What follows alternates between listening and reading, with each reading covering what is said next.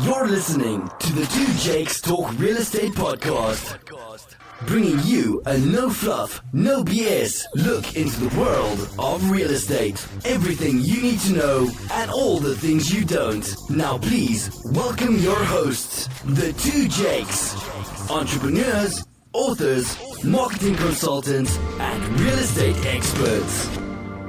Was that on it? It's just kind of... Oh, there you go. I closed my eyes for a second. This brings back a lot of memories.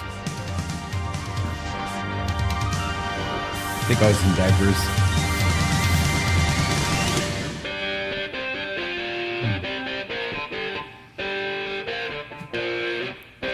I can visually see like the big MTV stomping down. I can see you with an afro, Firebird, smoke rolling out. That's a nice song, man. Thanks for starting us off with that. No problem. Well, thank you guys for joining us again to the Two Jakes Talk Real Estate Podcast. It's been a little while. It's been a week. What are you talking about? It's been a week. Yeah, we recorded like 12 of these things since the last time we were on here, and we lost them all in a flood. I'm just kidding. Wasn't lost in a flood. We just haven't been doing them, so we apologize for that. We've been pretty busy. So how's it going, Jake? It's going well. You know, we've a lot has transpired in the last month or two. The market has changed a little bit. Yeah. Well, it's been a roller coaster just in general, all over the board. Yeah. Where we're at now, sellers are still wanting top price, of course, but the buyers are willing to wait. And once they get into escrow, they want a lot of repairs fixed, which we didn't see earlier this year. Right. Buyers were taking it as is, no repairs, just happy to have the house. Now they're really diving in there. And yeah.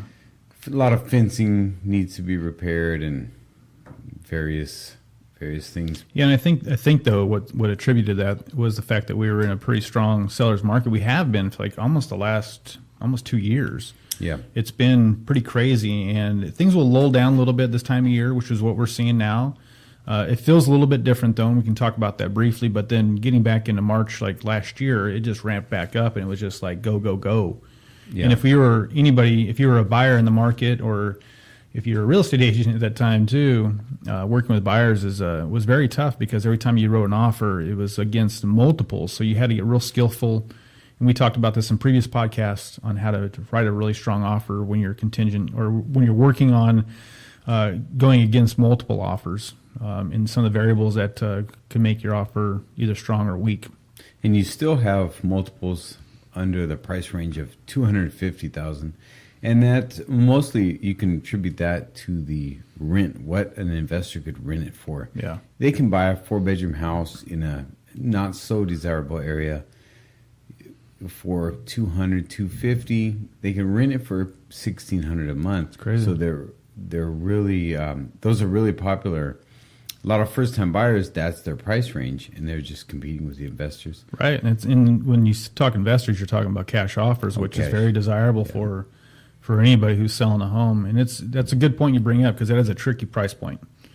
Yeah, you know, you and I struggle every time we have a client that's in that price point. Like, we know what's coming. You know, I know they're excited and they're looking to buy a house, but it's not easy, and you have to accept houses that are not in great condition. Right. And the majority of the times, you're probably on an FHA loan.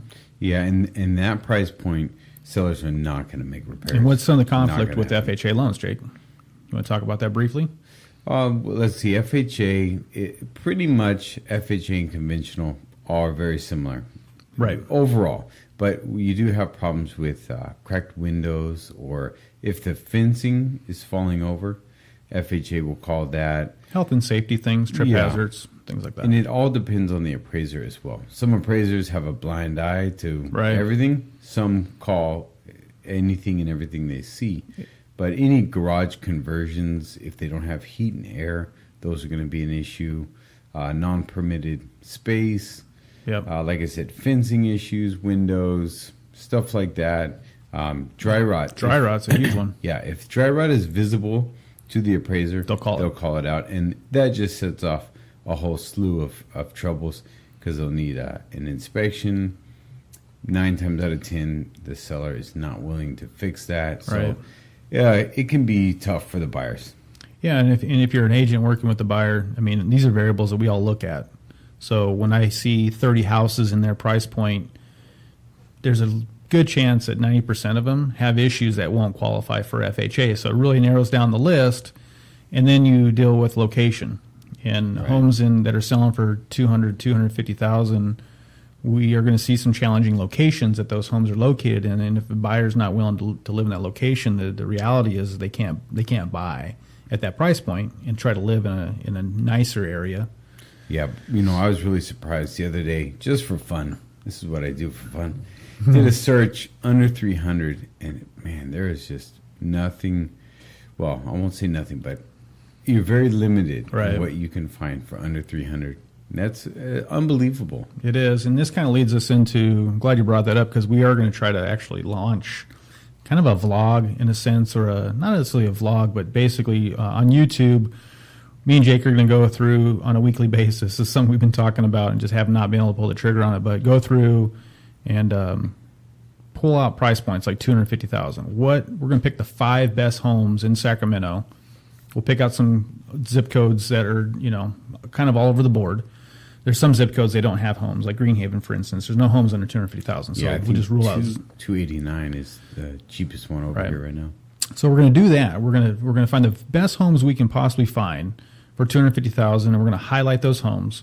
We're not going to give you exact locations or just directions or anything like that, but we're just basically going to show you what you can buy, or what you can think, what you should anticipate buying for that price point. It's probably the best way to put it. Yeah, I think a lot of people are misled as far as what they can afford and what that price affords them. Right. 250 just doesn't get a whole lot right It's now tough. in Sacramento. So we're going to highlight that. Yeah. We're going to start at 250. We're going to work away. I think we're going to do it in 50,000 increments. I think that's pretty fair. Yeah. Because it really between 250 and 275 is pretty much the same home with Exactly. maybe some upgrades to it. Maybe granted.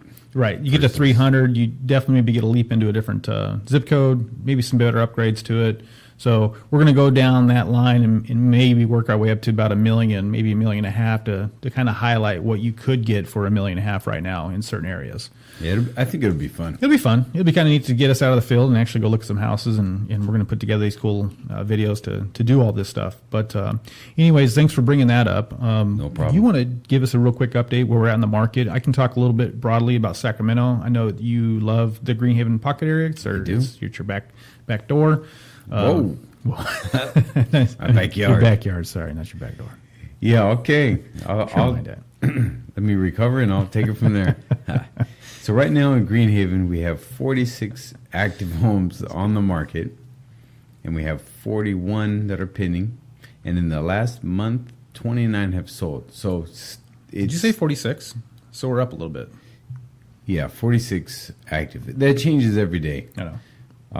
29 have sold in the last month, which is great. I mean, that is almost the entire inventory sold last month. What is our price range here? We are, let's see, about 289 all the way up to $1,089,000 is the price range in Greenhaven right now. We've broke the $1 million threshold. I've seen a few at $1 million, one at 1.3, but I believe that's off the market now. It's really crazy, just to jump in real quick. Those homes that are in $1 million, they're not that great. They're You notice okay. that? They're okay. It's crazy because you're buying location play. For me, thinking $1 million home is going to have everything I could imagine, but they'll find out. You'll see in our videos. Yeah. $1 million just isn't what it was at one point. There's one on top of my head. I think it's like just over 4,000 square feet, or maybe just under 4,000 square feet. It's like a 5.3, right on the river. It looks. I mean, the location's beautiful, but the house is dated. Anything close to the river. Yeah, and it's listed at $1 million right now, which is crazy. But okay. All right. One thing that's happening is the rent hasn't tapered off or isn't going down, but it's held steady for the last 4 months. So usually when that happens, going into the winter, the rent has probably hit its peak for right now. And I think that's good because I hope so. Very high. Well, they were talking doing a rent cap here in Sacramento. Yeah. I heard rumors of that. We'll dive in another We'll subject. see. Yeah. So the rates, You're talking about rent. rent. I mean the rent is. Okay, so you're talking about rates now. Okay. Well, I was gonna move up, but I'll wait. No, go ahead. Go ahead. No, actually, I have one more thing to add. The national average for the rent is $1,354. That's nationwide, Oh, wow. so that takes everything into consideration. Huh. But unbelievable amount for rent, and that is what's driving the market right now. Is the high rents. The rent versus buy comparison is very close. Yeah, and right now I know as California as a whole, we're kind of having a housing crisis because there's not a lot of housing available, affordable housing for a lot of people. So I read articles where younger generations are moving out of the state. Yeah. We got a lot of people who are moving from the Bay Area, San Jose, into Sacramento because it's funny because I tell clients this all the time. It seems high here, and it is relative to your experience living here in Sacramento, but compared to like San Francisco or San Jose, it's cheap. And Right. a lot of companies are looking at moving to this area. A lot of people are transporting from those areas. The problem is that no one has a house here can afford to sell it and leapfrog to another home. We talked about this before. Yeah. So there's a struggle. I think a lot of people want to sell, but don't have any place to go. Yeah. They have multiple buyers for their home, but they can't find a replacement home. And I have sellers who just kind of succumb to the fact they want to sell, they want to take advantage of the high prices, but they're just going to rent for the Good time luck. being. So it's tough. I mean, they're out there looking. It's like, geez, just off the top of my head right now, I've got a client that we finally found them a home, which is great, but they were pretty much kind of looking at the fact they're going to have to rent. But then they were looking at the rents, thinking, well, geez, that's the same price as a mortgage. Right. So we went back on the market, went back looking and found a house for them. So that's the kind of situation we're in right now. I know that there's plans in Rancho Cordova. There's supposed to be 100,000 plus homes to get new built out there. We got the Delta Breeze that's happening out here off of Delta I-5. Shores. Delta Shores. Was it? Why did you get Breeze? Anyways, Delta Shores. They may experience the Delta Breeze. You never know. From the shore. I don't know. Anyway, but that's supposed to happen pretty soon too. Now I don't know exactly when that they're going to start developing on those homes, but Glad you said that. I just read recently they're opening up attaboy. on the riverside. 200 home sites are being offered to different builders for senior care, or not senior care, senior living. Wow. Yeah, so those will be coming up. Something I need to think about soon, I think. Not senior. Oh, I got you. But the issue with Delta Shores is that their price point, they want to start at $5.5, Is that right? $5.50 or so, and Holy cow. it's. I just don't know if the area is going to support it. Well, and again, I don't know if it's to try to attract more of the Bay Area people. It would be my guess.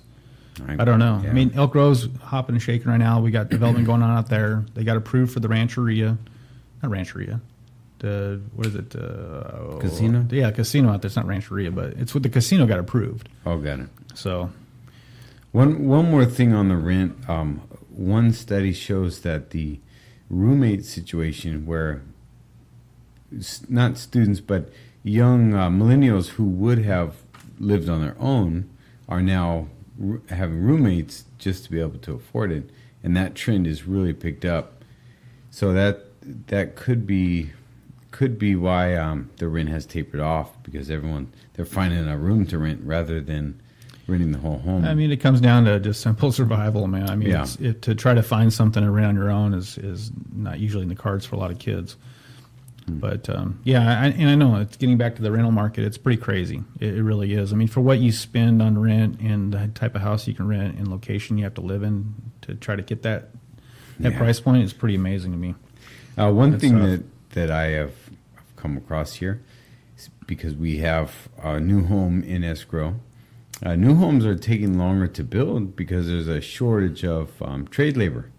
And I guess this is what the article that I read states, over the last 8 years or so, trade labor has kind of gone away because of the economy. Right. And now that we're not necessarily seeing a building boom, but the new home builders are trying to build, and they're having a tough time finding the trade labor. So new homes are taking much longer. Yeah, it's a good fact, man, because my clients who are actually buying a new home, that's what they run into, delay after delay, just because they can't get enough people to work on the houses. And then take that to another step, a small investor. Like I've got another client that's a small investor who's flipping homes.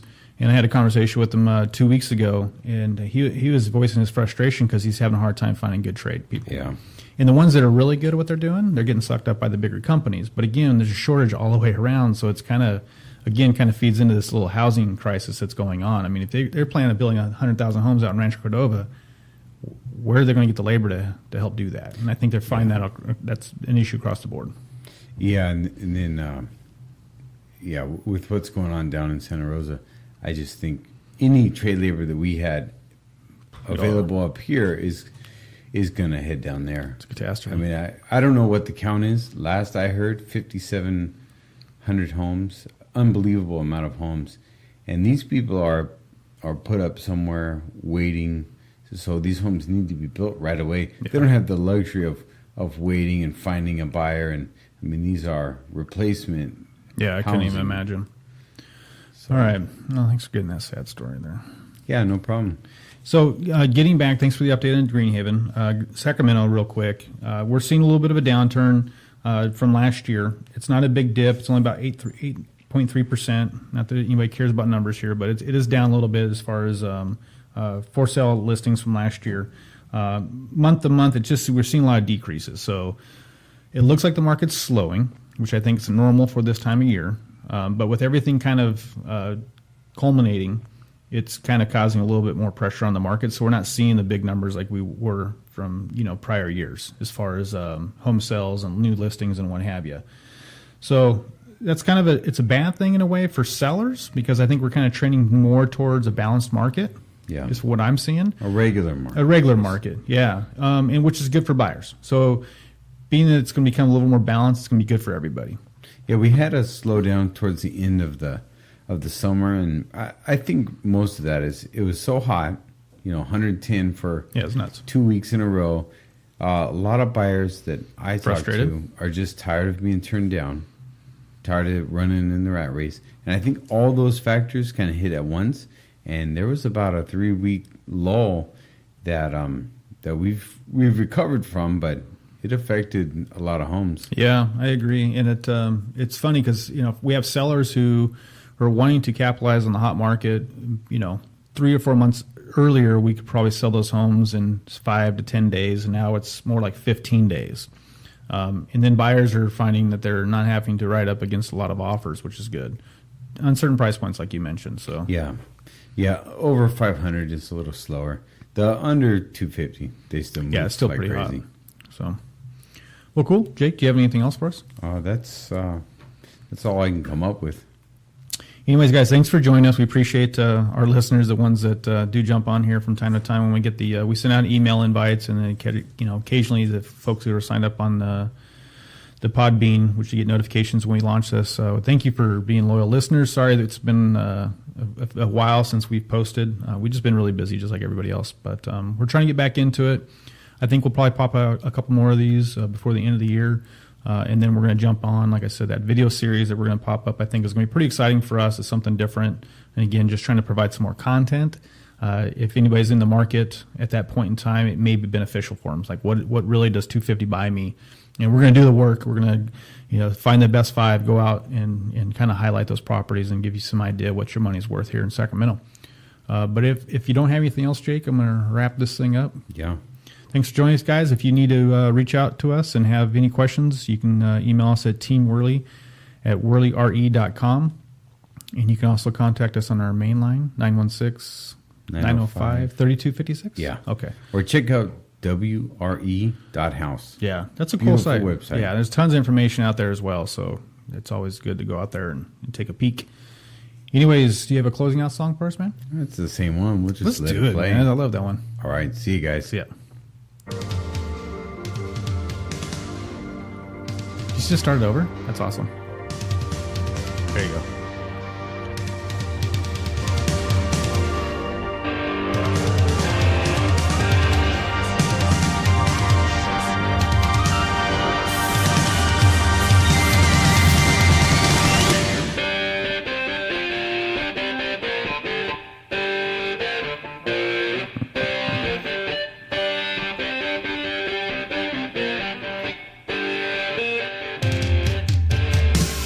A lot of good memories there. I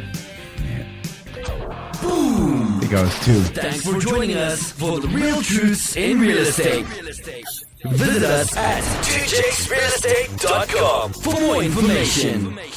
We're out. I said back door. Yeah, that was a good one. That's my mouth running faster than my mind thinks anyway, so oh well. All right, bye.